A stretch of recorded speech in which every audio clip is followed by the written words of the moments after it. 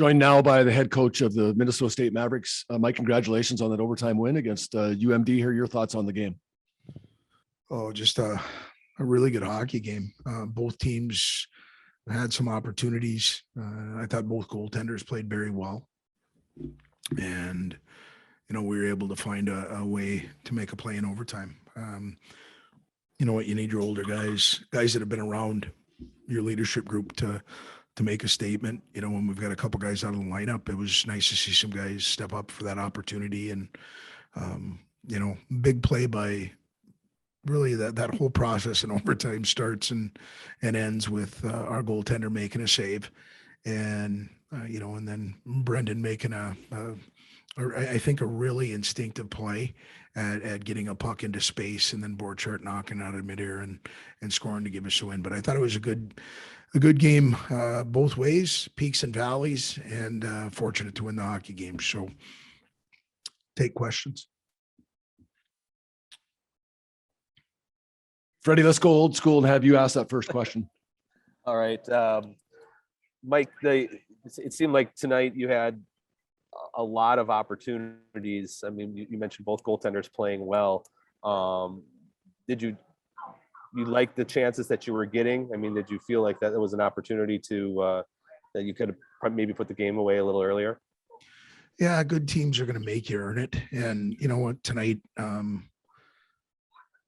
thought early we played pretty well.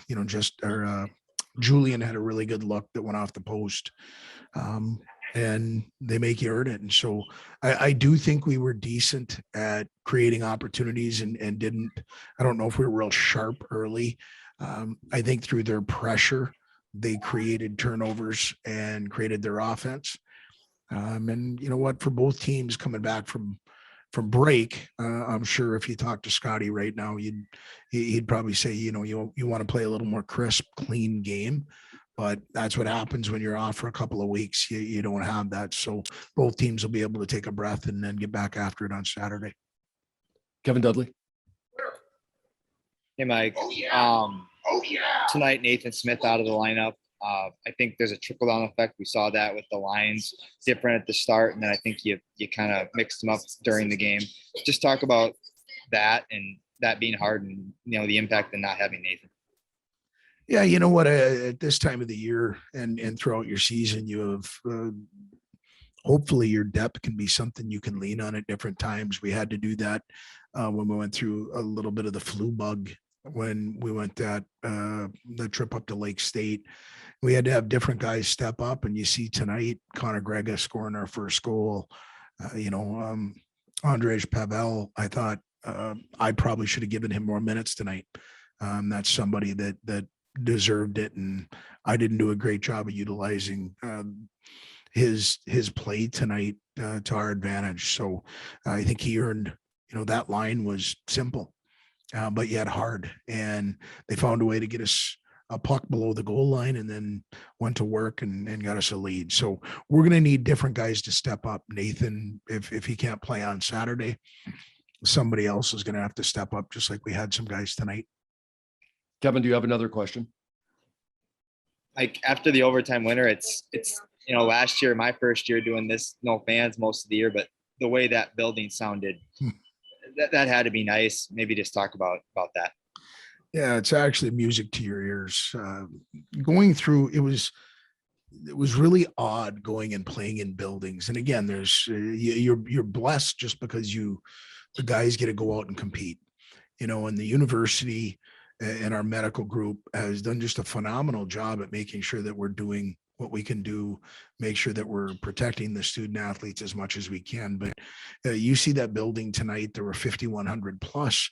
They're diehard fans, and you don't want to waste that opportunity when you're a group. And I thought our guys took advantage of it. We found a way to get a lead, which I thought ignited the building. There was atmosphere, and we found a way to get it done in overtime. And hopefully they're in a position that they're looking forward to getting tickets to our next game, because I just think this place has become very special to come and be entertained at watching a game of hockey. And that doesn't mean we're going to win every time we're here, but they've made it difficult for other teams to come in and be successful because of their presence. Tim, followed by Shane.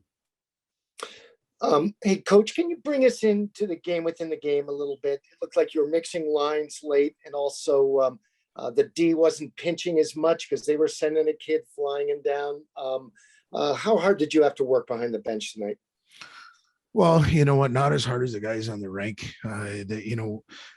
Duluth puts pressure on you in a multitude of ways. I think they're about as quick paced team as we've played through the neutral zone, and they come with speed, and their defensemen are within stick lengths of their forwards. So you better be coming back with a purpose.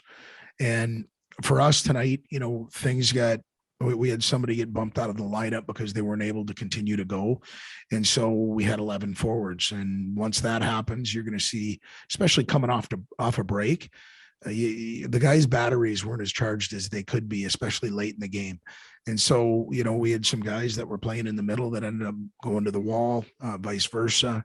And I just thought different guys made, contributions in different ways. And so we utilized all 11 guys up front as much as we could. And I just thought it was a good finish for us with different guys chiming in. Shane? Plus, Hasty, you had the extra help on the bench from Kevin and Casey, right? You noticed that. Yeah. Those are, I have to tell you, they're never going to let us forget it that they're 1-0. Oh, they won't. Yeah, Believe they you, won't. you're right. Yeah. They won't let me forget it either, I'm sure. They I'm won't. surprised. But anyway, how important was it for Dryden to have a game like this today, to be tested a little bit more? I know in the last few games he hasn't seen a lot of pucks and had to make a lot of saves, as well as he's played even in those circumstances. But to have a little bit more of a test tonight, certainly in overtime and late in the third period, how important was that for him in your mind? Well, hopefully it's something that he feels, when I mentioned it to him when we got in the locker room, just the idea that he's the one that transitions us to be able to get out of our zone and up and have an opportunity to win a game in overtime by making a save. And, I want to make sure I don't become numb to that. I think it's very important that, our guys recognize that, which they do every day because of what he brings. And I just thought tonight he was outstanding when we needed him to be, and we had some breakdowns. And I think that was forced by a very good Duluth team. And he was there when we needed him to be there. Joined now by junior forward Cade Borchardt. Cade, your thoughts on the game here real quick. Yeah, I thought it was a good game overall. I mean, yeah, it wasn't the most pretty game, but I think we stuck together really well, and there was a lot of turnovers, a lot of ups and downs, but that's what shows what good teams are about. And I thought I knew it was not going to be the best game coming back from break, but I thought we stuck with it, like I said, and I was proud of the guys. Thanks for that. Shane, do you have a question? Hey, congratulations, Cade. Can you walk us through that whole play in overtime, just kind of what you saw and how you were able to knock down that puck, but maybe even the whole play from the Dryden save on how you saw that progress? Yeah, they came on. I think it was like a 3-on-2, 2-on-2. Maybe one of their players made a nice move, got to the front of the net, and Dryden made a big save. And I saw Furry pick it up, so I started taking off and try to catch their D sleeping, and I was able to get a step on them. And it was a little bit in the air. I don't know how much. I'll have to go watch it, but I batted it down, and I saw the goalie kind of start to go cheat down a little early, and I just kind of put it up. Kevin, do you have a question? Cade, batting that puck down, is that something you practice or it's pretty amazing to see it in real time? It just maybe take us through that. It happened so quick, but amazing play. Yeah, I think it's something we all kind of work on. Just, I mean, not every pass is going to be pretty.